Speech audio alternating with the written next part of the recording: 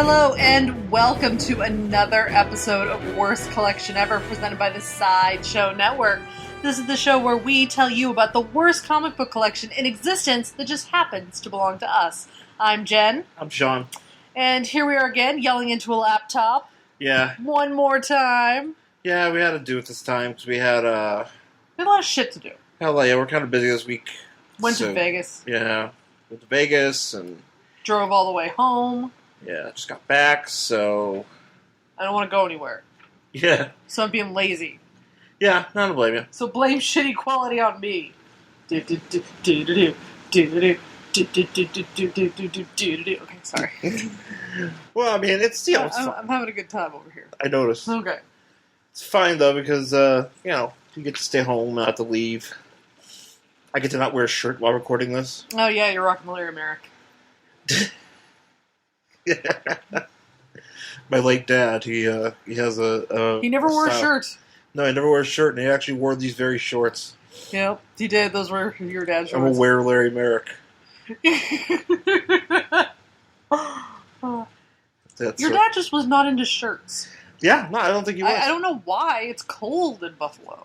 But sometimes that's I think it's just sometimes you just grow up and you just you live your life and you're like you're like fuck shirts. You reach a part in your life where you're like what, shirts are gonna be an option. I see. And then that's what happens. Are you at that point in your life? No, where shirts are an option. Well, no, I mean, if I'm talking like if people come over and stuff, I'm wearing a shirt. If I'm walking outside, but typically I'm not. Because that was the thing about my dad, was that it didn't matter. I know. When the census taker came over and he's like, I'm not wearing a shirt. Like when I had female friends come over, I think I saw your dad in a shirt 4 times, and one of those times was at our wedding. Yeah. Yeah, and I'm certain that if it was shirt optional, he probably would have not worn one. Yeah, if he didn't have to wear a shirt at our wedding, he wouldn't have. Anyway, yeah. But no, you know what? It's as comfortable as California. It's true. It is actually warm today. Out here, it's a good place to not wear a shirt. It's true. It is warm today. Yeah. Mm-hmm. So let's get into our books. So we had we did a little bit of shopping this weekend again. Yeah, in Vegas. Which is funny because it's like we go to places. We'll do I think it was last weekend we did this too, because we went to the book fair last weekend, right? Or yeah, no? We did, but we didn't. I didn't realize there were going to be comic books at the book fair. Yeah, you did. No, not when I originally planned to go to the book fair. I saw that when we had already planned to go, and then I'd seen on Instagram that some of the comic book stores that we go to were going to be at the book fair. Right. I had already planned to go without realizing they were going to be there. Yeah, and I see the problem was that we went, and it's one of our favorite stores, in the area, the Heidi Ho and Jeffries, and they had a pack of Defenders comics. They did. It was 10 Defenders comics, just in a grab bag. In a grab bag, and most Defenders. of which I did not have. Yeah, I know. And I'm a sucker for a good Defenders comic. Oh, I know. That was very exciting for me, and so we got some random stuff. And I'm a huge fan of the grab bag of comics. Yeah. Which I ended up getting one of for cheap, and it had all sorts of shit in it. It was very exciting. It was actually kind of nice because there was another Defenders I didn't have. Yeah, in my grab bag. Which was awesome. Which was great. And there was some newer stuff that we normally wouldn't collect, but I mean, it's if it's given to us, we'll read it. Yeah. We'll indulge. Yeah. But that's kind of how it goes, and you realize if you like something or not. So, yes. So it's kind of fun. And then this weekend, this past week, we went to Las Vegas. There's alternate reality comics. Yeah, it's a really cool store in Vegas if you're in that area. Yeah, it's off the strip. I would recommend it. But it's pretty cool. It's really nicely organized and stuff like that. Yes. And they've got a lot of cool shit in there. They got dollar comics. And I was able to actually almost to knock out almost my entire Wonder Man collection, save for one last book that they did not have, which I have to find still. Yeah. But that's pretty impressive. Yes. So big ups to them. We actually are reading one of their books today. Ironically, the Defenders book. But we will get to that in a little bit, because first book we're going to do is Manhunter, volume... I think this is... Okay. So this is the '80s version of Manhunter. We did Manhunter before. Yes. But was the Manhunter the Chase Lawler Manhunter from the '90s? Yes. This is the Mark Shaw Manhunter from the '80s. Yes. And it is from, I want to say, December? I think so. If for some reason it says winter 1987, like, sure. Yeah. Even though it's published monthly, and they just forgot to, maybe they were just like, you know what, we're not going to do this one monthly. Fuck it. Like, fuck it. So like, we're going to draw Count Vertigo here on the cover, make him look like he has 1 foot. He's doing a nice little stretchy. He's doing like a ballet thing, but it really just looks like his feet are just like 1 foot. Right. So he's kind of like a mermaid. But it's Manhunter number 7 from winter 19... whatever year this is, 1988? 87? 88. 89. 89. Winter 88, I'm sorry. 88. 88. Very important. Mm-hmm. So winter 1988, Manhunter number 7, and on the cover, yes, Count Vertigo is there, and he's doing some Vertigoing in his outfit. Mm-hmm. And Mark Shaw, the Manhunter, this is the Manhunter that has like the big padded costume, and he has the cool mask, the cool silver mask, and he's got the stick, and and he's turned upside down, and stuff's going down. So, yeah. So now, on the inside, I don't even know if this is named. This story isn't named. I don't think it has a name. Actually, when I was just looking at it, I was just thinking about that. I don't think it is named anything. Because there's no name on the cover, and there's no name when you open up on the front page, and you just have the... Yeah, it just says, like, who wrote it and stuff, but there's no actual name of, like, the story. So... Which is good, I guess. Yeah. Sure. So, anyway, so we have it, so we're basically... Manhunter is in the top left corner...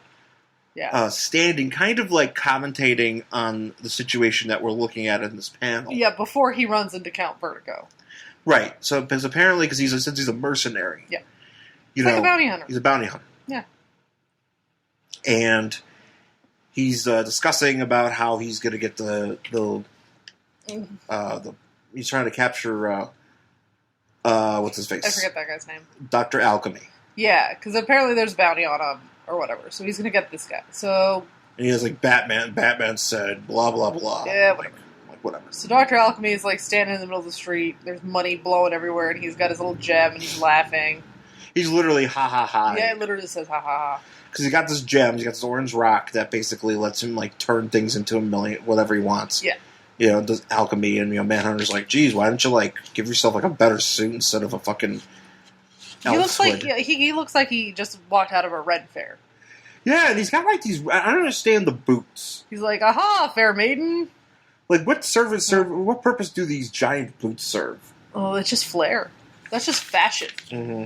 You don't understand fashion. You're not wearing a shirt. It's true. If you were wearing a shirt, you'd understand. I would, yes. So he's, like, blowing up some shit. Whatever. Then, and, so Manhunter's explaining how he got him. He's like, well, Dr. Alchemy, he's this guy, whatever his name is. Al Desmond. Al Desmond. And he has a weakness for redheads who... What does he say here? Well, he describes it as redheads who, as he said, had balconies you could play Shakespeare from. So... I don't understand that. I mean, I get what we're talking about. We're talking about titties. But, you don't host Shakespeare on balconies. Usually people sit in balconies to watch plays. So should it be like, have balconies you could watch Shakespeare from? Yeah, no, I mean, well, you can literally set anything else. By just bringing too much logic to the idea that this dude loves a redhead with a big old rack. Yeah. It doesn't even have that big of a rack, by the way. Well, we don't even get to really see, because it's a DC comic from 1988. Her theme song is not Heavy Boobs. No. From My Crazy Ex-Girlfriend. No, her theme song is Modest Chest. Is that a theme song? Modest Chest. Modest Chest. Yeah, so I guess she's like a hooker or whatever. Well, he hires, I think Manhunter, a hooker. Manhunter, like, hires her. Yes, which is why I'm assuming she's a hooker. Yeah. To, like, go talk to Dr. Alchemy. Well, it's weird because she comes outside. Okay, so she's outside, and then, like, Dr. Alchemy's, like, you know, he's, like, telling her where to go, and they're smoking a cigarette, and then he takes his shirt off and lays on the bed with a drink. Because she's a hooker. You know, and then she's like, you know, and he's like, she's like, hey, I like the skylight, you know, and he's like, yeah, well, partial to a good view, if you know what I'm saying, cans. Because he's like, because basically the frame is just kind of it's just like her tits. It's just like, boy, yoy, yoy, yoy, yoy. She's like, he's like face and titties. He's a boob man. He is a boob man. He's a balcony man. He's a balcony man who's got giant sideburns. It's the late 80s, and apparently you can still get away with that. Yep. So Manhunter jumps through the skylight. Because he's like, yo, because he quotes Batman earlier, and he's like, you know what Batman also does is jumps through windows. Yeah. So I'm gonna do that. So he does. And basically he apprehends him because he stopped because Dr. Alchemy tries to grab his little stone.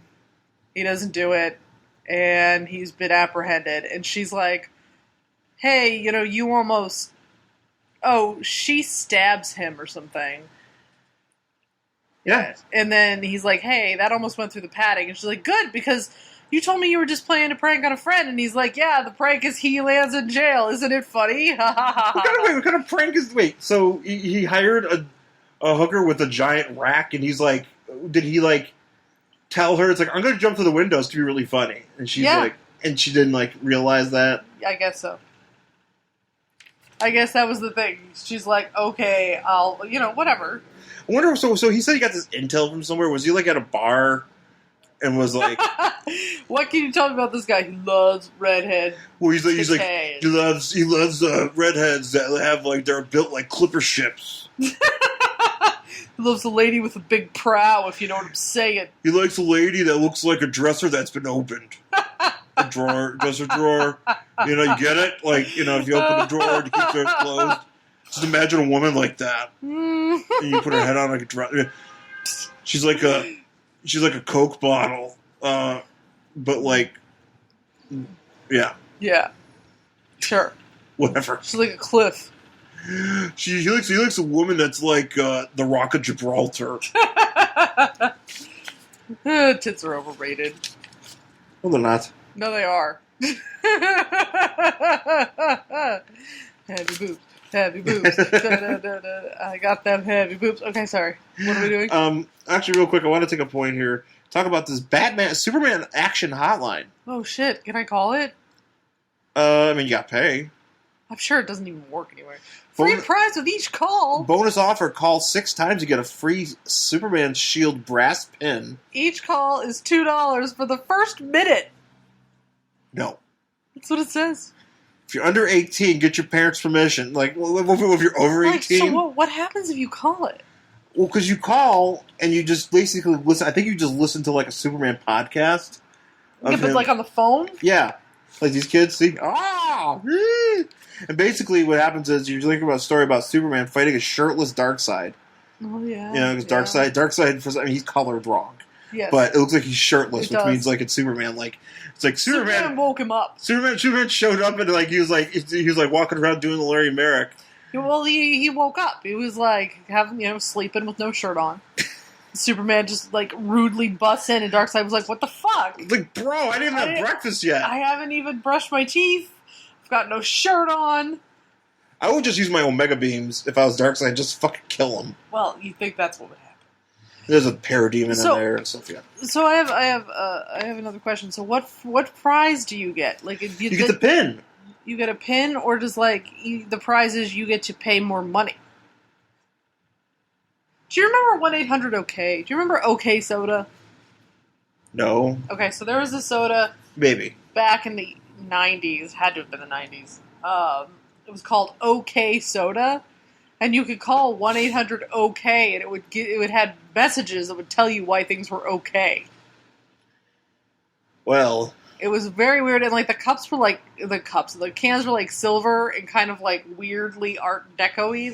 It was very strange. I think I vaguely remember that. Oh, I do. I called 1-800-OK several times from a gas station payphone with my friend. Oh, yeah? Because we had nothing else to do. This is, before cell phones.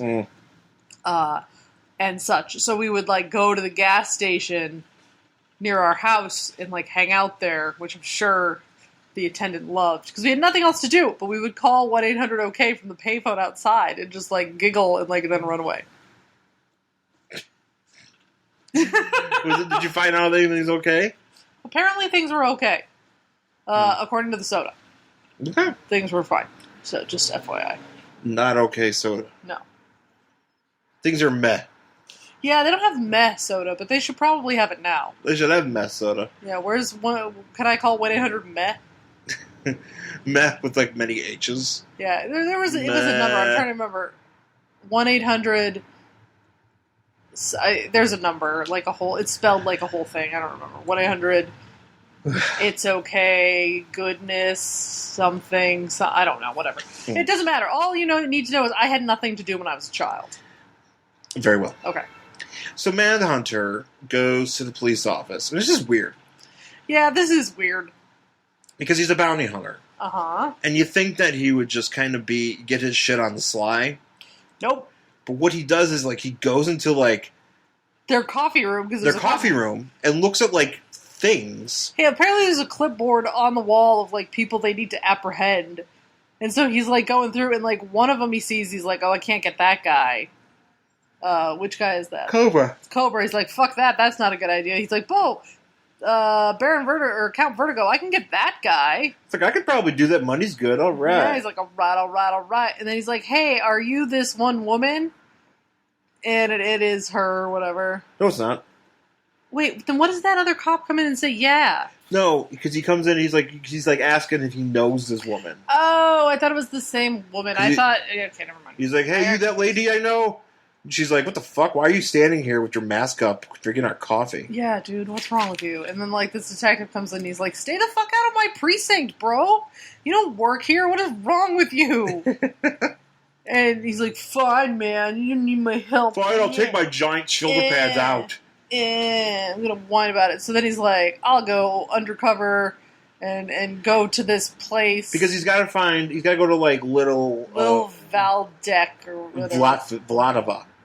Because that's where Vertigo. Yeah, he's the count of he's the count of this country, and he's like, I gotta figure out, like, I get some intel. Yeah. So apparently he goes to this restaurant there, and he's a lawyer in his like civilian identity, right?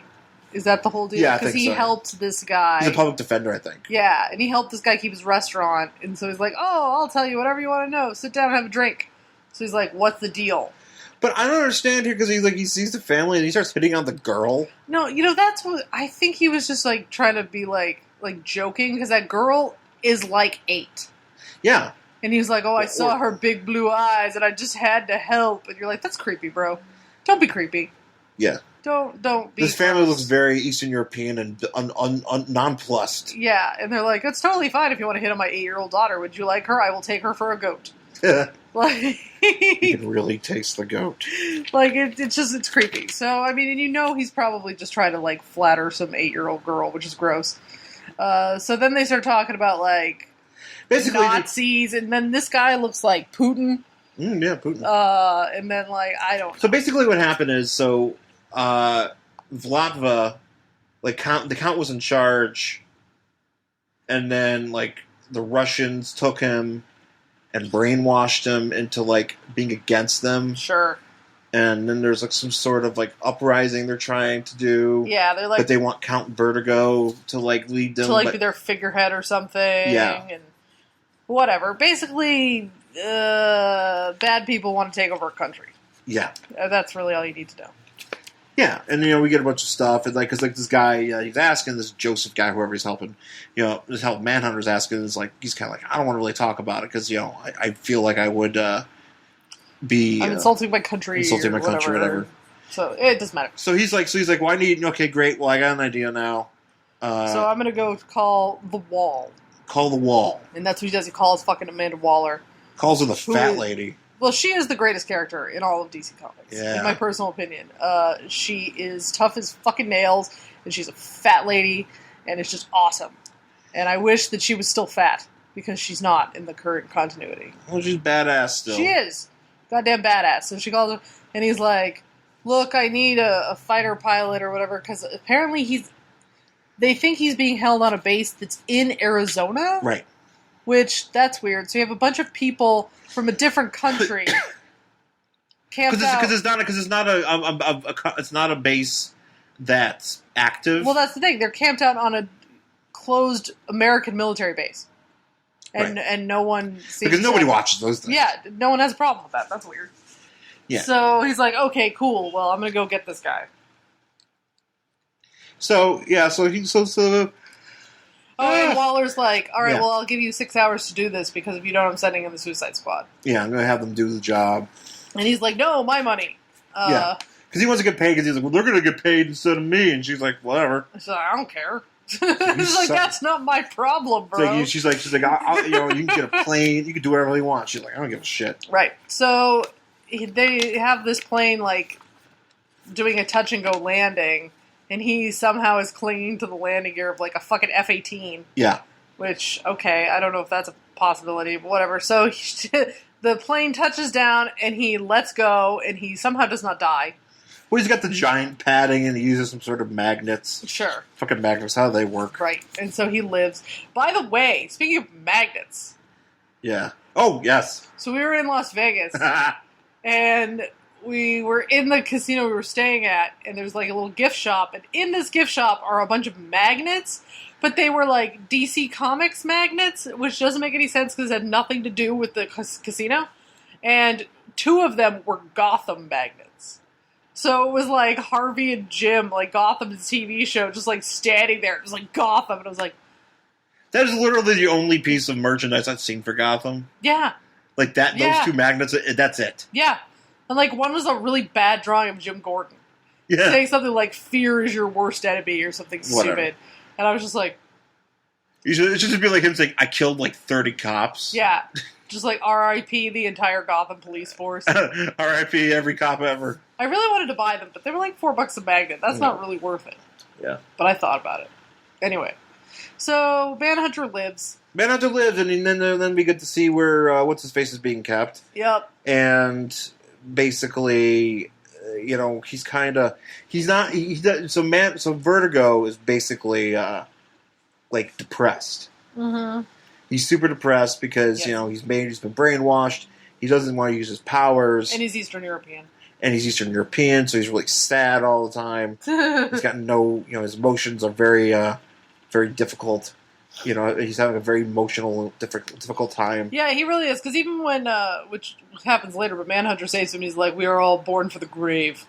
Yeah. You're like, all right, that's cheerful, yet true. He's a ray of sunshine. Yeah, he really is. So he's sitting there, and, like, Manhunter's like, well, because basically what's going to happen was he was trying to time it out so he would get backup, I guess, from, like, the military. Sure.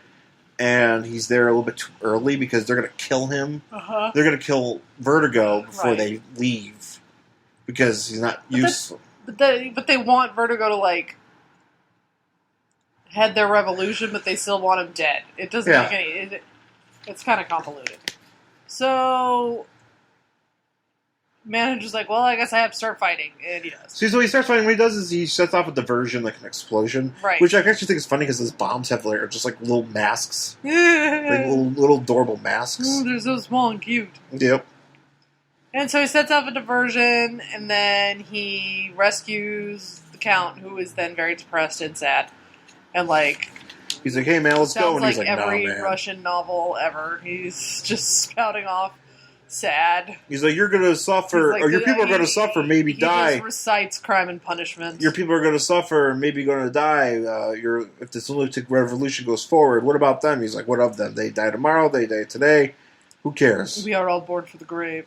We are all... It sounds like a Goth song. It really does. It does. It's life is pain, etc., etc. He should just go sit in a coffee shop, smoke clove cigarettes, and write bad poetry. So in order I did when I was like 17. So in order to help him out, Manhunter just punches his face. Yep, punch him in the face. Because this is DC Comics, and that's what we do. We don't talk, we punch. We don't talk, we punch. Yeah. And he punches him in Manhunter's, and Vertigo's like, you know what? How dare you touch me? How dare you touch me? Fucking peasant. Fuck your shit. I'm back. Yeah. He's like, well, that's good, and I guess. So he starts fucking shit up. Vertigo just, Yeah, because the other guys come back in. His captors come back in. They're like, oh, man, he's back. And he's like, haha, fuck you. And he's like making all the Vertigo stuff go on. Right, and then the military shows up outside. Yeah. And then so Vertigo and Manhunter fight. And Manhunter figures out that he can disrupt, because basically Vertigo's got this thing in his ear that make everybody like... it throws him off balance. Throws him off balance. Yeah. Really fucks with your shit. Fucks with your shit, and then... But he figured out that, like, what disrupts that was Black Canary's canary cry. So he somehow, like, made his stick have a sonic cry sound. Yeah, he's got this mighty stick that does everything. Kind of like Daredevil's stick. Yeah, but it's actually much cooler. Yeah, because apparently it screams. It screams, it dices, it slices. It's a slap chop. It's a slap. He has a slap chop for a weapon, which actually would be great because he's just slap chop. Like he just stops everybody and does an infomercial and like slaps like some like. It's like, watch me cut this onion. But my favorite line in that commercial when he's like, "We're gonna slap America skinny," one thing at a time. He's just like walking up to people like eating McDonald's, just be like, "No, slap." Because he's like, oh, what we're going to do is we're going to put some tuna, we're going to put some stuff in here, slap, slap, slap. That guy went on to slap a woman, Oh, he's not the one who's dead.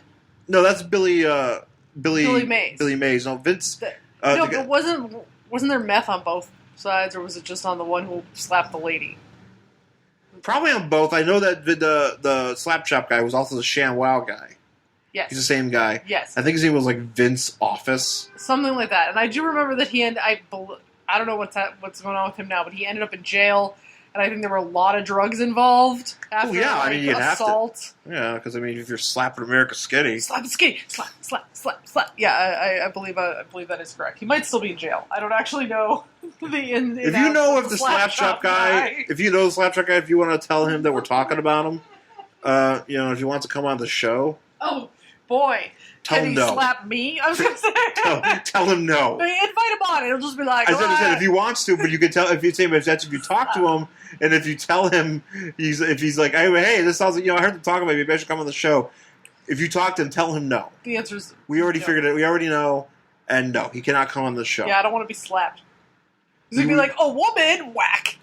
Slap, slap. I'm assuming that's what he does. He just walks down the street and, like, every time he sees a lady, he just slaps him. He's an awful man. He also, I think, he used to star in a lot of, like, shitty movies. Like, you mean like the ones on USA? Yeah. Yeah. Yeah, like, he was in those. I don't think he did anything fun. Not like Emmanuel. No, like, he didn't do anything erotic. Just a lot of, like... He wasn't David Duchovny's in the Red Shoe Diaries? No. He was like one of those guys, like, in the movies where it's like, there's a wet t-shirt contest, and he's the host...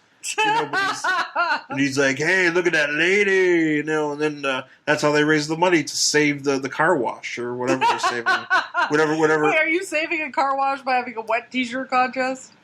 Or are you like saving the retirement home by having a wet t-shirt contest? Oh, yeah, you gotta save something. Like you gotta save like the burger stand, the bowling alley, or like the co-op where the main character's mom's house.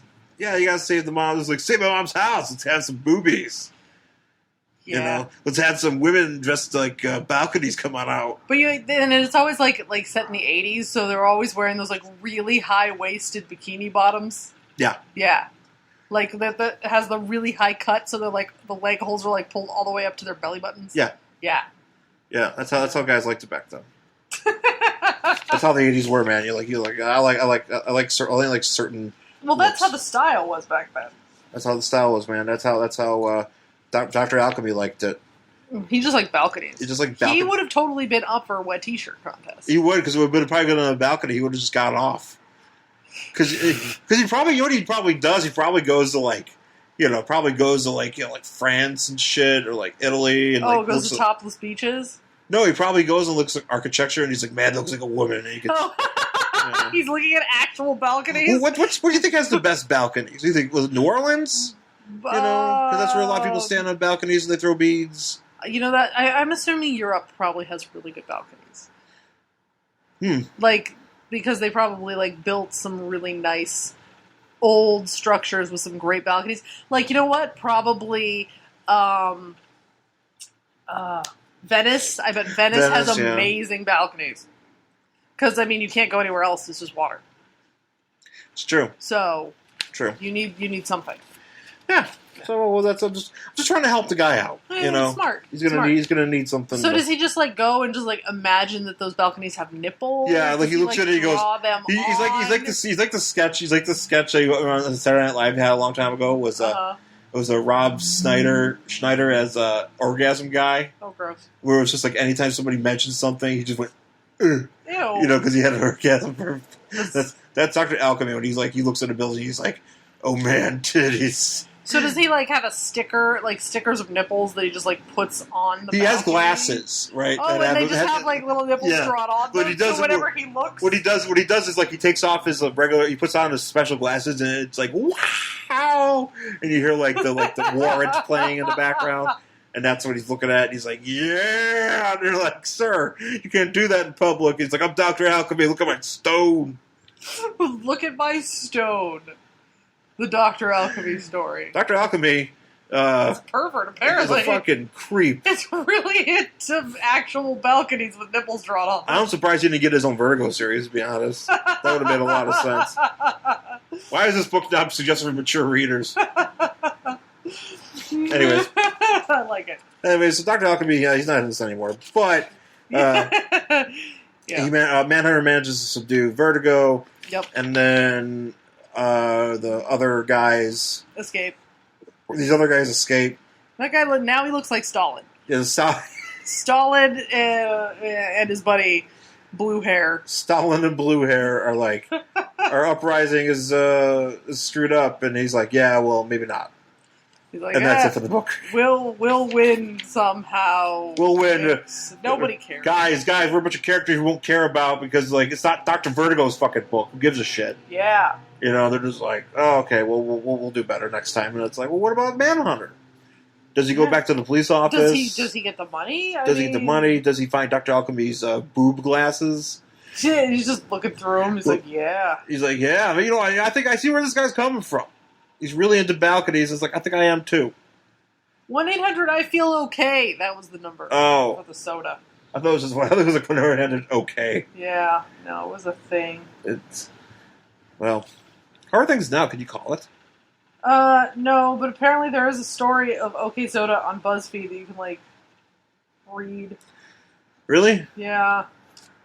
BuzzFeed being broke? Yeah, I guess. That's bullshit. That is bullshit. Because they're like, well, BuzzFeed's got money. He's like, what do you mean BuzzFeed got no money? Tell them to stop fucking doing a million podcasts that everybody listens to.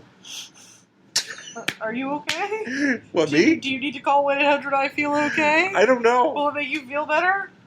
Well, I don't know. I don't know anymore. I don't even know what BuzzFeed does. They make lists, and apparently they have podcasts that everybody loves, and I don't understand why they love them. I listened to one. I didn't love it. Maybe you just picked the wrong one. I pick all the wrong ones. That's all I do is pick the wrong podcast, and I go, because everybody's like, I love this podcast, and I'm like, oh, what's good about this podcast? And I go, I don't know if I love it. Okay. I'm having a meltdown, guys. I know that. Are you maybe we should I call that number? Yeah, maybe we should take a break. We'll call put Dr. Balcony's glasses. Yeah, we're going to put Dr. Alchemy's glasses on you. Dr. Balcony. Dr. Balcony's glasses.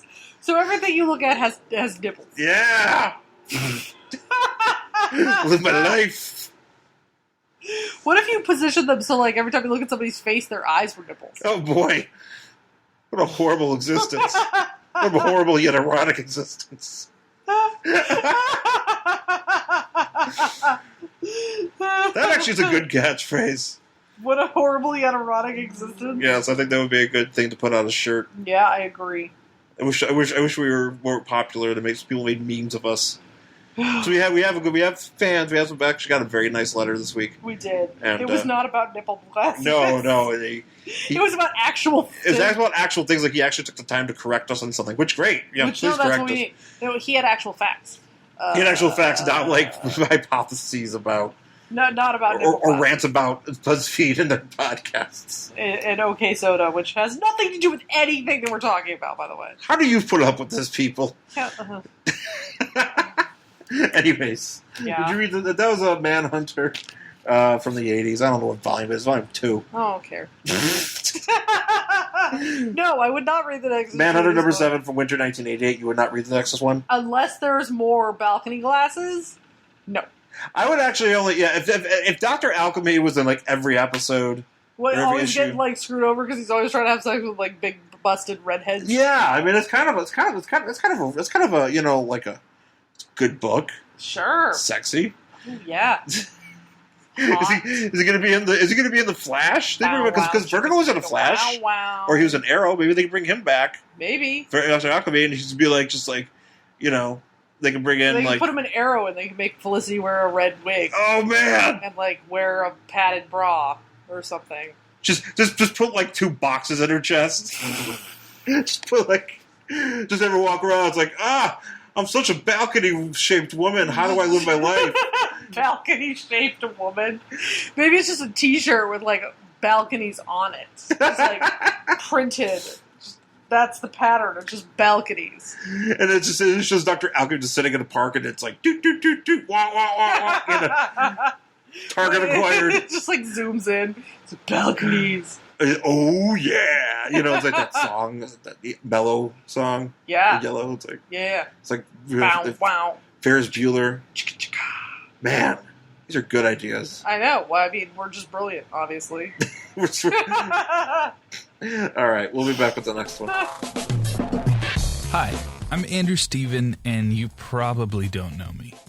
But I host a show about comedy, the internet, and television. It uses NBC's new streaming comedy channel CISO as a jumping-off point to tell stories like Looking for Bill Murray. The path eventually led to Bill's youngest brother, Joel. Someone knew Joel. That's me. I've always been a boxer's guy. And Billy. My brother Ed, who's the oldest. My brother Brian. Prank calling Steve Martin. But the best thing that we would ever do is we had a 2-line phone system in our house. So we would dial one number, like we would dial Steve Martin, then we'd dial Martin Short, and then we'd conference call and take ourselves out of it, and they would both be like, "Oh, what's up, Steve? What's up, Martin?" Plus, the UCB's Matt Besser sings. Cannabis oils, butter, wax, and shatter. Kulop Vlysak talks about how she created bajillion-dollar properties. It was going to be 2 female real estate brokers, and we were going to call it 2 broker girls. And Dan Harmon teaches me how to write a story. Like, with only a couple of lies, you can make a hero out of a villain. So if you like comedy, you watch CISO, or you just like interesting stories, be sure to subscribe to the CISO C Show on iTunes, Stitcher, Google Play, or wherever you listen to podcasts. You can find more info at SideshowNetwork.tv or CISOShow.com. New episodes every Monday. All right, we're back here on Worst Collection Ever here on Sideshow Network, where our comic books suck. Yes. True and accurate. True and accurate. This week, our second book is the Marvel selection. We are doing a Defenders book again. The new Defenders. But this is a different era because we've done Defenders a few times. And we've done maybe like the early 80s. And this is towards more like the mid-80s, back when it was called the New Defenders. Because this is a different team, it's a different style. We're talking, we got... It's wacky. At least this book's wacky. Well, here's the thing. This book, particularly, I think, just from knowing it, it was written by J.M. DeMatteis. Yep. And this is his last book in this run. Okay. And I think this was just like... Fuck it. Like a fuck over story that he wrote, and they were just like, okay, well, we'll do this, and then the next guy comes in. And then you're going to go away. Yeah, and then you're going to be like, oh, whatever the hell's going on. And they start a new arc or whatever with the characters and stuff. Yes. But I love the Defenders. I am a huge fan. And this is the team that includes The Beast. Yeah, the Beast. You. Our cat, the Beast. Uh-huh. The Beast. Angel. Uh-huh. Iceman. Yep. So you have like 3/5 of X Factor right here. Yeah. And you also have... we have a friend, guys. Hey. You know what was funny is that we were listening to a podcast the other day, and that was very enjoyable. It was a very enjoyable moment where we found out one of the hosts had a cat. Yes. And the cat was bugging him, and he was talking to the cat, and that's like, oh, that's what we do. It was so very exciting because I could hear his cat in the background, and I didn't know he had cats before.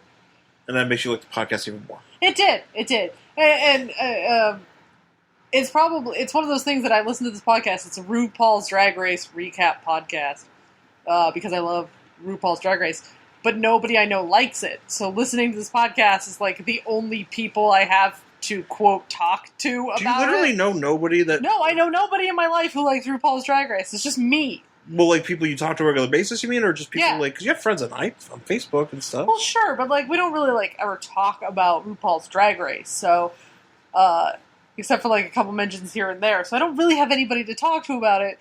And of course, talk is in quotes because it's a podcast. But they were talking about it, and he has cats, and it just made me feel even more connected. What's the name of the podcast so people know if they do like our show and they do like a RuPaul? Are you into RuPaul's Drag Race? I'm certain it is called, and I believe it's just RuPaul's Drag Race Recap. Yeah, RuPaul's Drag Race Recap Show. That's it. Yeah, it's on iTunes, so you should listen to that if you are a fan of that show. Everybody should be a fan because of it. it's probably just equally as insane as the stuff we talk about here. So it's the best show. So the New Defenders, number 131 from May 1984. I was 4 years old. And so this team includes the Beast, Iceman, and Angel. Yep. Also includes Gargoyle. I love Gargoyle. Also, there's some ladies. Cloud. Cloud. Sorry, you have the worst name. Cloud. Also, Valkyrie. Mm-hmm. And Moondragon. Mm-hmm. So that's a pretty big team, and they're hanging out in New Mexico. But we'll get there. We'll get there. But this one is called "If This Be Walrus." ... Exclamation point. Exclamation point. Sure. And right away, we are treated to an image of best described as Jon Lovitz. Yeah, in his boxers. In his boxers on the white T-shirt, wearing, being strapped to like a board, like a friggin'. It's a Frankenstein monster thing. Yeah.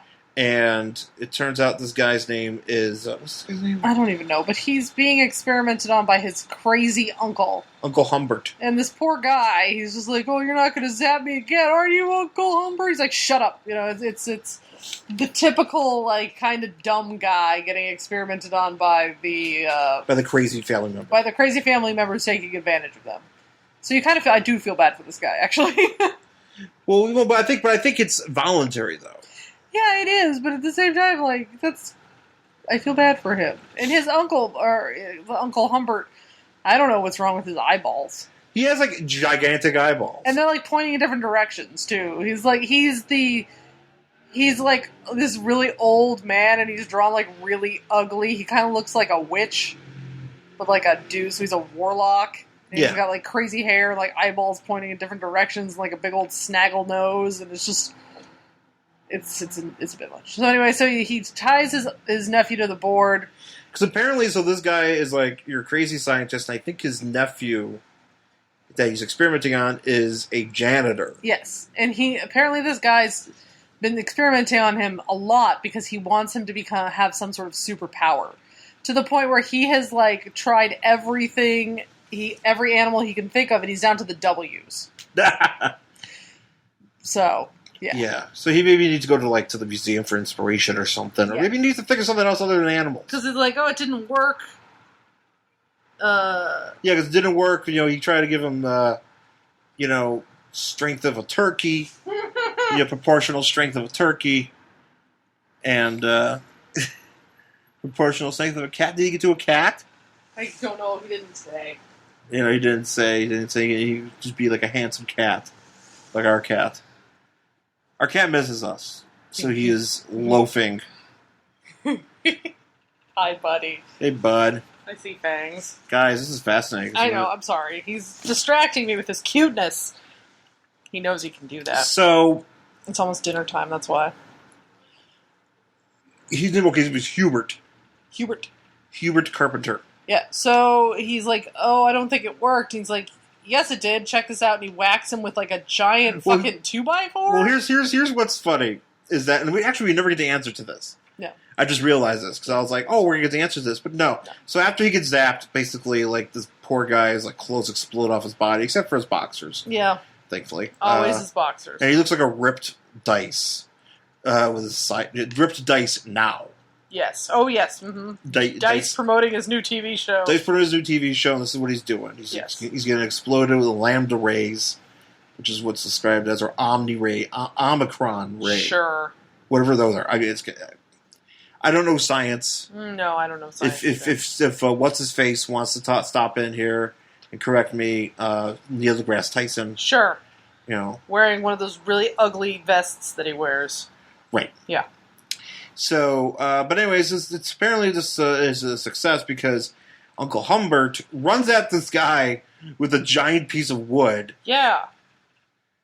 And the Hubert asks, well, how did you get to pick that up? Yeah, and he goes, never mind. And it's a really good question. How did he pick that up? Because that thing is bigger than Hubert. It's bigger than Hubert, and he was able to run into it with enough force so that he can see if it actually harms him, but it doesn't. You know, no. So his nephew has got basically, you know, the proportionate strength of, whatever. It's a walrus. Yeah. Just proportional strength of a walrus. Yep. Walrus. And he gets, and he's super strong. And he's like, wow, it works. He's got great. hard skin and all that good stuff. He's got steel skin.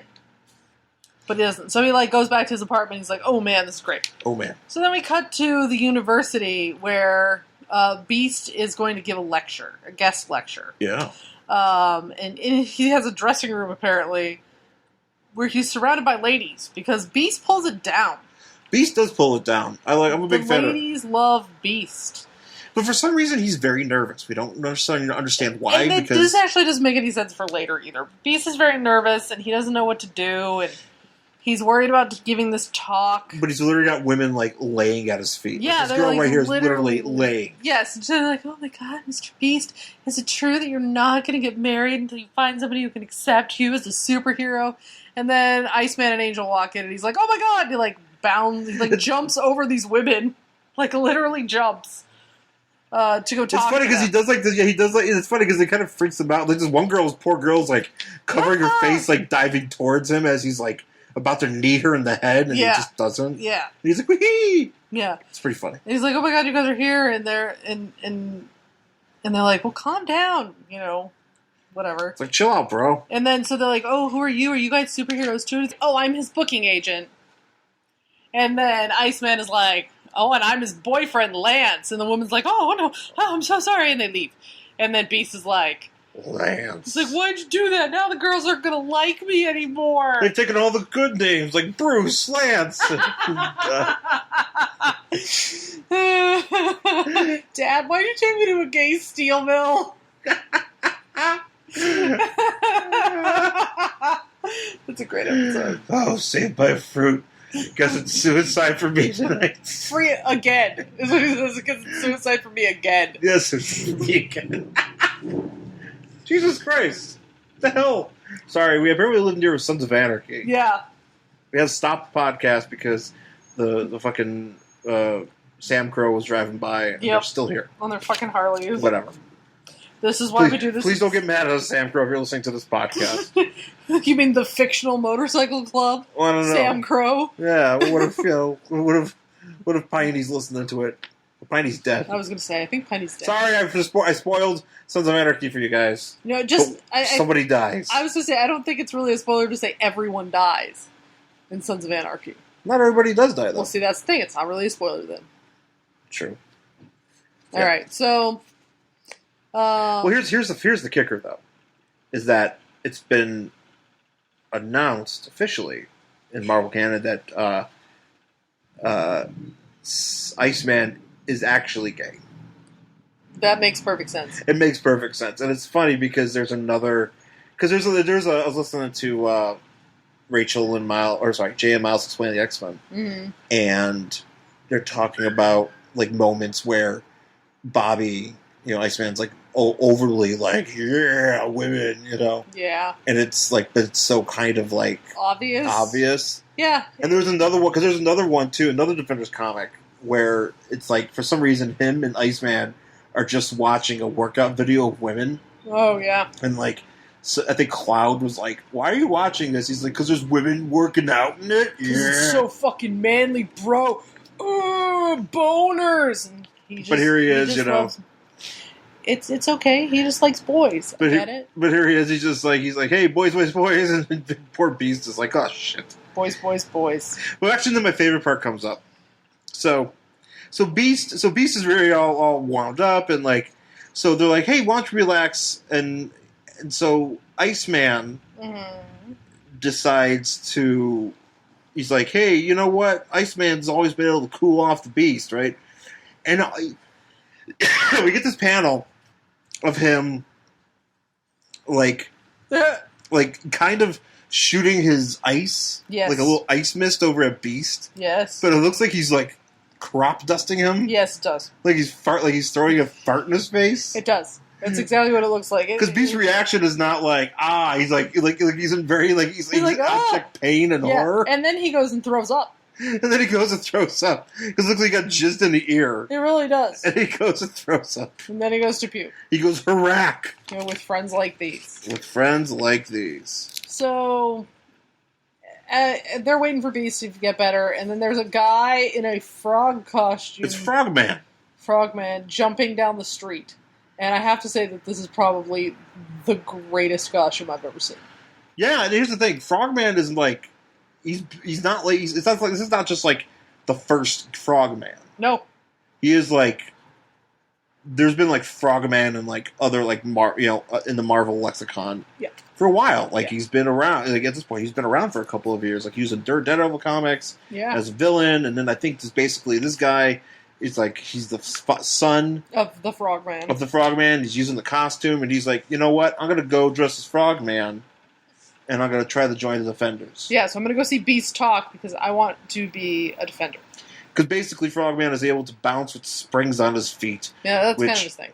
Which horseshit. Because I know, but it doesn't matter. I think it's hilarious, and I'm so glad that we have like a fucking Z-list guy try to actually be a superhero. Well dressed as a fucking latex frog. Yes. Because he's even like, I wonder how the other guys keep their clothes from smelling like latex.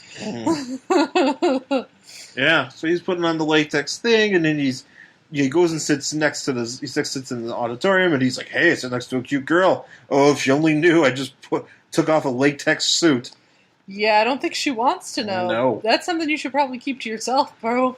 But then, so as the show starts, and then Beast just this is where I got really confused. Because Beast is super nervous backstage. He's just here to give a talk. Okay? And when he comes out, it is like fucking Vegas showtime. He starts jumping and flipping, and I'm like, what the hell is going on? This is an academic talk. Because he's overcompensating because he's nervous. No! That's what he's doing. I don't give a shit. That's not how the Beast is. I don't like Actually, he's very much more outgoing. He's outgoing, but I think it's just he's a very, good public speaker. He's not going to, fucking stand on his hands and do tricks and juggle, 9 balls and a trophy? Yeah, I don't know why he's juggling a trophy. Well, he's like, I was going to give you a talk about goats.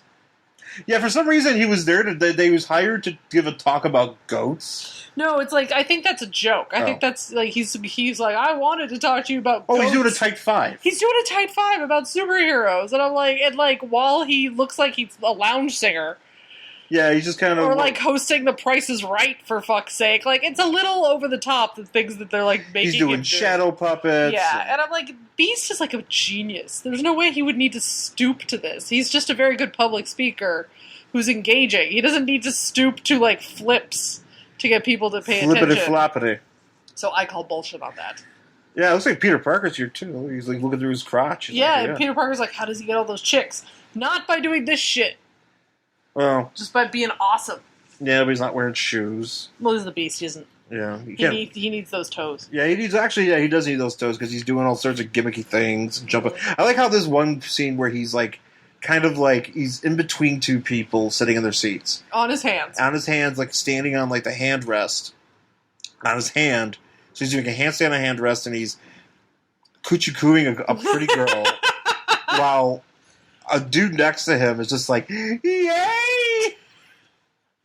It's very weird. This is a really weird part of this book. It's very everybody's very excited to see him juggle a trophy for some reason. And I don't think Beast would do this sort of shit. No, you know what? It's the 80s. You know, that's how things. Well, maybe. So then he does like a little Q&A, and actually, I just realized this is funny. Mm-hmm. So somebody's like, "Okay, questions. Who's got it for me?" And somebody is Captain America really a fascist? That's your first question. I wish his answer had been like, yes. Next question. For a second, I thought, is Captain America really a racist? I was like, oh man, this book is not out of control. Like, James DeMatteis is like, this is my last book. Like, fuck it. Fuck Captain America. Fuck Captain America. He's like, yes, racist. Next. It's Donald Trump under the mask. Or it's whatever. That's funny. Yeah, he's... he's like, oh, he's a Sagittarian as far as I know. I heard he's a vegan. And then he's like, everybody asks questions, he's like just joking. He's like, oh, how are the Defenders different than the Avengers? He's like, oh, we shower more often. I like how somebody asks him who looks like, somebody's like, hey, is that your real fur? Or are you wearing a toupee? Yeah, a toupee bodysuit. Like a toupee like a body toupee? Or a body toupee. It is a head-to-toe merkin. It's like one of those suits called Zentai suit, but it's covered in hair. Is that what they call them in the business? They call it like, bring out the body merkin? Yeah, bring out the body merkin. Get the Zentai suit that's covered in hair, and then Beast can go on stage. And he's doing gimmicks, and then as that's happening, that's when Frog Boy... I took a picture of this, put it on my Instagram. I don't know if you saw that. Yeah, I saw that. So it's funny. I actually framed it pretty good. Mm-hmm. So Frog Boy decides in the middle of the seat to start changing into the Frogman costume. And this woman's like, I think this guy next to me is taking his clothes off, and then he like changes into a frog costume and jumps on stage. Which pretty impressive that he was able to jump on stage from like the middle of this. Mm-hmm. And it's funny because he jumps on stage and he kind of tries to pull the same kind of like what Beast was doing, where he's like, "Hey everybody, hi," you know. And he jumps on stage and he smashes the podium. Yeah, he does. Which he's got the grace of a fucking truck. Well, he's a frog. He's a frog. He's a fucking dumb frog. Yes. And man in a latex suit that literally changed in his seat. Into a frog. And so that's when Angel and Iceman, of course, change into their costumes. They're like, "Are you being attacked?" Did they change into their costume? Like, because I'm assuming they changed in their seats. I mean, Iceman kind of is always in his costume, but Angel, I don't know how that works. Well, Angel, like, he has his wings because his wings are hollow, and he keeps them underneath his suit. So when you don't see him with his wings, that means they're squished underneath his clothes. Oh, yeah, but I was talking about his tucked into his pants. So do you think he wears his suit underneath his clothes? I mean, maybe. You know what? That's possible. Maybe he has like one of those rip-away suits, like a stripper. Yeah. You know, because Iceman I could see. Is that just all superheroes wear tearaway clothes? Yeah, they all got stripper clothes. Yeah, you know. Yeah, that's good to know. These are things we think of. I did think about this. I like how that one guy asked if Captain America's a fascist, because that's like me at like a Jeff Johns scene being like, does Superman have a dick? You know, like that kind of stuff. My usual go-tos. Yeah, your usual go-tos if Superman has a dick and like, I don't know, fucking and eating are your usual two go-tos. So in this issue, is he like gonna? So actually, I have a question about why Superman likes Budweiser. Yeah, you know, because that's a huge problem. That's a big problem, guys. Because he was drinking Budweiser in Man of Steel, the movie. Superman can't really get drunk. As far as to my understanding, he can't actually get drunk. It doesn't work the same way. So he's drinking Budweiser for the taste. But maybe, since he lives in Metropolis, Kansas, maybe it's something like that. They only have the IHOP and the 7-Eleven. Well, it is and the Sears. It is the middle of nowhere. And the Budweiser. Yeah, well, that's probably true. But it should have been Coors. It should have been. It's close to Colorado. It should have fucking been Coors. It should have been It's Coors. like, if it was set up in Buffalo, wouldn't it be... It would be Labatt's, yeah. Labatt's. Or Molson. Right? If his Superman was Canadian, maybe he got into that when he was in Alaska. Yeah. We're an open mic. If he was, it could have been Yingling if he was up that way. Or if he was up in, Pennsylvania. But no, it should have been Coors. Well, technically there is a Budweiser plant in Colorado as well. But, anyway, continue. So basically they're like, hey, what the fuck, Frogman? And he's like, I want to join the Defenders. And they're like, eat my ass. Yeah. Because they're like, we shouldn't have this. So while that's going on, we jump over to New Mexico in the Rockies. Hey, speaking of where you're from. Mm-hmm. Speaking of all that stuff. Yep. And we get Currently to see... under 2 feet of snow. we get to see the Defenders in repose. Hanging out. Now, this isn't their headquarters. This is Vacation House? No, this is their headquarters. Are they not? No. The New Avengers are based in L.A. What are you talking about? I thought These are the Defenders. Right, but I always thought they were based in L.A. They are. Then why are they here in the... Wait, then why are they here? With Defenders? Yeah. Because, so what happened was originally... This is New Mexico. This is not Los Angeles. Because that's where the West Coast Avengers are. The West Coast Avengers are in Los Angeles. Right, and you just said the Defenders are based there, too. The Defenders are based in New Mexico.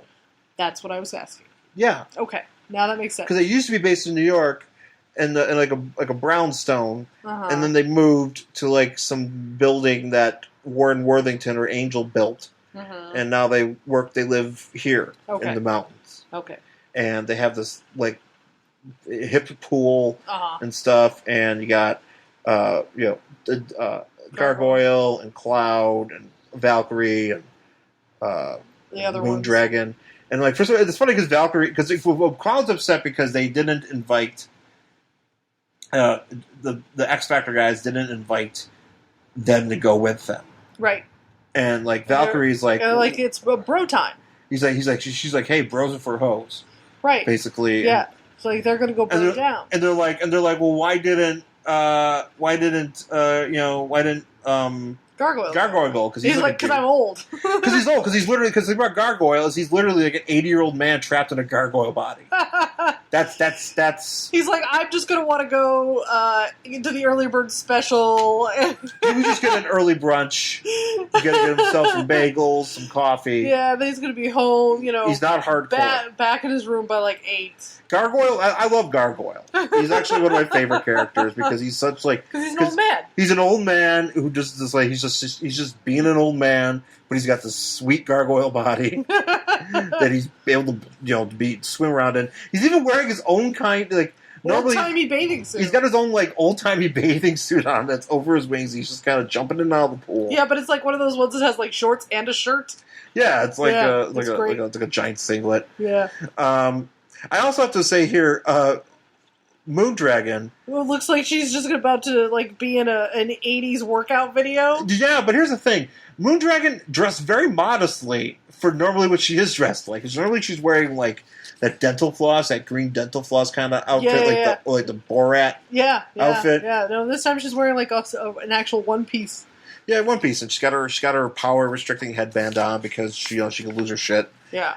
And so basically what happens is so Gargoyle's like, I'm old, I'm not going to be there. And she's like, so for some reason, Lady Moondragon is like, see, because you and I must, because she's like, because Gargoyle's like, you know what, I don't need that shit. And Moondragon turns to Cloud, and she's like, yeah, neither should you, because you need to develop your potential.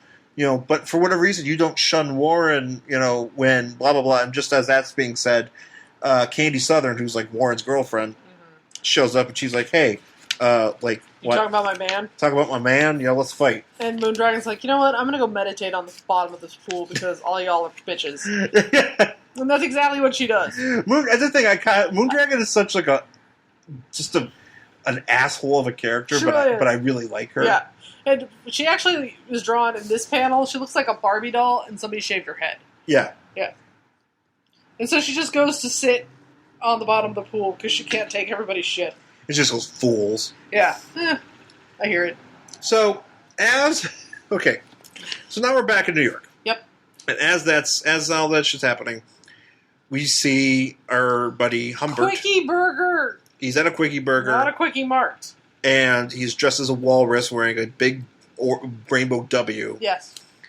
And he is smashing things. At the Quickie Burger and just causing some chaos. Breaking Well, it's funny because he's like I told Uncle, and just like I told Uncle, Uncle told me I can engage in mass destruction. So like multiple times he's just going around going woo mass destruction. Oh, I know, he says woo woo, and I'm like, is that the noise a walrus makes?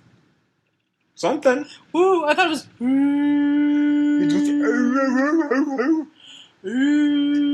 That's a cow. Oh no, walrus. I don't know what sound a walrus makes. I don't know either. Can it be a woo? Sure. Well, he's doing the best he can. Mournful walrus noise. So he's losing his shit. He's out there smashing things, and back home. Crazy Eye Uncle. Crazy Eye Uncle's like, you have to go and fight the defenders. Because he wants to be on a fucking talk show. He's like, I want to be on Donahue. He's like, if we kill the defenders, we'll be on Donahue. Is Donahue still alive? No, he's dead. He's dead. He has to. But at the time, Donahue was the hot show. Phil Donahue, I remember. This was before Geraldo. Sally Jesse Raphael. He could have been on Ricky Lake. Well, Ricky Lake wasn't around at this time. I know, but that's before all of these things. He could have been on Morton Downey Jr. You know, Sally Jesse is still around. Yeah, she's still around, yeah. Mm-hmm. And she tweets, apparently. Yeah. Yeah, I saw our former guest, Ken Reed, retweeted her. Oh, man. He's a big fan of hers. Which Sally Jesse? Me. Yeah. Mm-hmm. He's a big Sally Jesse mark. Mm-hmm. Sally Jesse Raphael from the Ninja Turtles. Mm-hmm. So she, but it's funny because this guy's like, I'm just trying to figure out, like, so what's his angle? What's his angle that if he kills the defenders, is then Donahue going to be like, come on my show today on Donahue, men with weird eyes who are murderers, who created like mad scientists with fucked up eyes, who created a creature to kill the defenders, and also who is the father of this child? Who's the? It's like, you're not on Maury. Yeah, he's like you're not the father. And he's like, fuck you, because it's some kid. He's like you are the father. And some kid with giant eyes. They're pointing in different directions. It's like clearly it has to be your son. It's just in the two possibilities are him and Oberon. Oberon. Yeah. Oberon's out there watching wrestling. He's like, yay! Yeah, they're like, well, you guys are... High Father's in the audience with a hot dog. His High Father embroidered polo. He's wearing a High Father, like he's got like this big metal chain. That's like Mr. T. That's where these two universes he got the Mr. T haircut. Yeah. In the 80s. Oh, that sounds like a good time. Yeah, I like this crossover. I want to see that show. This is the best crossover. The Donahue, High Father, Defender guy. Crazy eyeball Defenders guy crossover. Yeah, I like it. Yep, it's the best. Anyway, so back at the auditorium, they're still talking to this fucking guy. I know, they're still talking to Frogman. And that's what's funny because they're like, we were not going to, dude, we can't have you on the scene. He's like, I want to be in the Defenders, and they're like, But then somebody from the audience... I'm thinking, they really can't do any worse. They're the Defenders. But they have like 1 million people on the team. So what's one more? Well, fuck him. You could have Frogman on your team. All he did was jump on stage and smash the podium. And he's like, hey, I want to be in your team. And it's like, get the fuck out of here. What has Cloud done lately? Cloud's pretty good. Cloud actually factors into a lot of their fights. So maybe Frogman could join the team. You've got a girl named Cloud. I don't want Frogman on the team. I have a say in this too. Anyways, one of my favorite lines here, where somebody in the audience goes, "Come on, give the guy a chance. Just because he looks like a jerk doesn't mean he is one." They have a point. Which, to be honest, I think that's me. I wish there was a line of Batman v Superman. It's like, hey, you look like a jerk, Batman. And you'd be like, hey, I'm a jerk, Brand.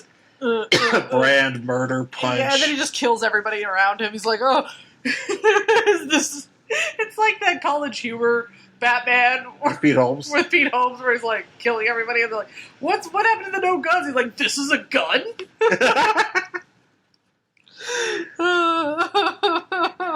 But yeah. So anyway, so they're basically like, look. So actually, another good one is. So Angel's like, hey, superheroes, like, being a superhero and shit is, like, really tough. It's, like, hard. It's not like being a milkman, and you gotta be tough. And some guy's like, I'm a milkman, and I'm tough. It's like... He's like, It kind of reminds me of that Seinfeld, where Jerry goes out there to bomb. Uh-huh. And he does this bit where he goes, what's the deal with cancer? And he's like, I have cancer. And then, like, later after, like, what's his face after he bombed, like, Kramer's like, you killed that. He's like, no, I didn't. I did horrible. It's like, that guy at the cancer pit was laughing. It's like, yeah, he had cancer. So anyways, So Angel and the Milkman are about to throw down. And luckily, Walrus comes in. He's like, woo, woo, Walrus, instead of... Woo, woo, mass destruction. Right. Walrus. Yeah, woo, Walrus. And they're like, Jesus Christ, what the hell's going on? Because, and for some reason, like, what's his face has a giant forehead. Yeah. He becomes Red Foreman. Yeah. And he's like, because he's like somehow communicating with his uncle. He's like, but there's 4 of them instead of the 1. He's like, what do I do? He's like, you kill them all because then we'll be on Johnny Carson. Which, okay. We will surely bump Stephen Wright. This guy's really excited to be on Carson. Yeah, and I don't think he knows how TV works. I don't think it matters. TV probably didn't. To be honest, they might. Actually, it'd be great if it's just like a month later. It's like he's on Forensic Files. He has a mustache. Tiny fibers stuck inside of a frog costume. Clearly. If it wasn't they didn't have the science then, but now they have it. 10 years have gone by. Now we have spectroelectric analysis to analyze the frog fibers. And then they used an aging description to see what this person looked like today. Clearly this frog has a mustache. Whatever. Actually, another good line here. It's just pubic socks. Oh, I forgot about the pubic socks. Have you ever watched... They don't mention much of these new episodes, but the early episodes of the Forensic Files, they always mention how pubic hairs get stuck on socks and travel from room to room. Which is one of my favorite moments on all of Forensic Files. They're like, there was a pubic hair in the living room, but could have gotten stuck on the family socks. Moved there. The family socks? Yes. Well, the family all wear one pair of socks? Yes, it's just one pair of socks. It's like if you go to a shoe store, there's a store sock. Do your family socks keep getting covered in pubes? Pube be gone. Pubic socks. Anyways. Actually... I don't know. I don't know either. Jesus Christ. What are we even talking about anymore? Well, anyway, so here's Beast. Beast decides to jump at the Walrus Man, and he's like, time has come, my bulging friend, which, okay. Whatever. Stop saying things, Beast. Anyways, he gets his ass handed to him, which is funny, because he jumps at him to drop kick him, and the Walrus Man is like, uses his gut to throw him. Yeah. And he just, and actually, he uses his gut to... I gotta take a picture of that. Like, it looks like he broke his neck. And, like, I think he's dead. Yeah, Iceman should be dead. Death by girth. Death by broken neck. Actually, that'd be great if that was how Iceman died. Like if that was like if in the Marvel universe, whacked by some dude's fat gut. Like just some random one-off issue of Defenders where like they're like, hey, we're gonna bring back Iceman. We got Iceman. It's like, no, we don't. He died. Remember in the Defenders when that guy used his fat gut to break his neck? Yes. It's like the Lego games. When you're smashing everything, you destroy everybody, and you're like, oh, that guy died. Oh, it's because he was smashing up a hot dog cart. He got murdered. So yeah, I think this Walrus guy is just beating the shit out of them. Mm-hmm. And actually, so then like the big-eyed man shows up because he's not doing the job. Right. or whatever. He's like, woo, mass destruction, and they're like, we gotta get him. And then Old Man shows up, and he's like, no, destroy the defenders. Yeah, mass destruction is only on the 6 o'clock news. And for some reason, he just shows up to grab some woman's ass, apparently. Yeah, he's just like, watch your hand there, buddy. It's like, Jesus Christ, what's up? I don't even know. I don't know what this guy's deal is. And then Iceman calls him a turkey or whatever, and he's like, that was last week.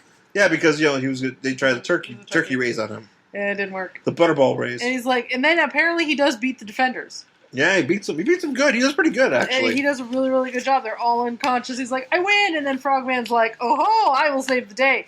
But what's happening is the Walrus rays, the rays that they used on him were wearing off, and they're making him basically wearing him down. Right. And so Frogman's like, haha. And so Frogman kind of wins on a technicality. He does, yes. And so when the defenders regain consciousness, I do like that when he jumps, that the frog face kind of reacts. So like here, he's like angry about to fight him, and then he gets scared. Yeah. And then so he does eventually win, and so when the defenders come to, the Walrus is unconscious, and he's like, ho, I have won. I am Frogman. And they're like, oh, you still can't join our team. Because we're dicks. They're like, nah, man. Because we suck. And then, the guy's dad, the original Frogman shows up. Oh, yeah, then the original Frogman shows up and, grabs him. And he's like, no, you have my suit again, boy. And, pulls him off with, and they're like, oh, okay, well, that was weird. Yeah. That was uncomfortable. And we never got to find out why Old Man was strong. I'm assuming maybe because he experimented on himself with the rays. Sure. It's funny because so the father comes and he's like, what are you doing wearing my suit? And he's like, Dad, I can explain. I'm in the Defenders. And he's like, fuck you. Come here, give me my suit. Yeah. And then they're all like, all right, guys. Beast and Iceman and Angel are like, all right, that's the end of that chapter. And everybody's like, well, they were like, well, no, we have to kind of make good. Yeah. And so they're like, well, it was just an act. Yeah, because we look like assholes right now. Yeah. And so Angel's like, thanks so much. It was such a joke. You guys are great. Don't forget to tip your waitress. And then the guy who hired Beast was like, that was bullshit, and I'm going to take all the money I was going to pay you and use it to repair all the shit you went broke. Let's be honest, was he going to pay him $1 million? Because that's got to be a lot of money to fix that. And you can't tell me that they had to use all that money. Yeah, I mean, that's a lot of money to fix whatever they did, because they basically smashed through walls. Yeah. Smashed through a stadium. Yeah. Podium and stuff. Yeah. And that's it. Actually, then they're like, wah, wah. And actually, also, real quick, did you see the Bullpen Bulletin where they have this very shady picture of the Marvel crew with Mickey Mouse, but his eyes are blacked out? No, I did not notice that. That's creepy. Why is that one guy so tall? I don't know. Is that Jim Shooter? I think Ann DeSanti's probably on this picture, too. Is she in the... She's right here somewhere, I think, maybe. She's in the mouse. Is she in the mouse costume? She's doing it, yeah. Huh. Yeah, apparently everybody got to meet Mickey. Oh, well, that's great. So. And that's before they were owned by Disney. Yeah, before they were owned by Disney. So now they wouldn't have to black out his eyes. Yeah, exactly. And that's it for the new Defenders, or just Defenders, technically. 131 from May 1984. Would you read the next issue of this? Yeah, I probably would, actually, because it's fucking crazy. I love it. I love the Defenders. I probably have the next issue. If I don't, I'll be very disappointed. I'm sure you have it. But I probably have already read it, and I'll probably read them all. Yep. Because the Defenders are fucking awesome, and I'm surprised that it took us this long to get to a new Defenders version of this, but very much appropriate. And that book came from Alternate Reality Comics in Las Vegas, which, again, dope store here in Las Vegas. You look it up, check it out. And it's not that far up the strip. So. No, it's pretty easy to find, and I recommend it. So, and we don't say these aren't sponsors, but these are just places that are cool that you should go. Yeah, you totally should go there and spend money. Yeah. So that's it for this week's show. You can find us on Twitter. I'm at Angry Hero Shawn, SHAWN. Also, my Instagram is the same. And my Tumblr, theangryhero.tumblr.com. And I'm at Jen Stansfield on Twitter and Instagram, jenstansfield.tumblr.com, and jenstansfield.wordpress.com. And, of course, SideshowNetwork.tv is where you can find all the great shows here on our network. You can go to SideshowNetwork.tv, check out all the stuff that's coming up. And please go to our site on iTunes, subscribe, rate, review, subscribe. You get it every week, without fail. That's how you listen to the show. And please let us know if you like it. If you think we deserve 5 stars, give it to us.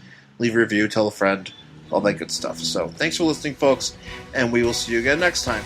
Bye.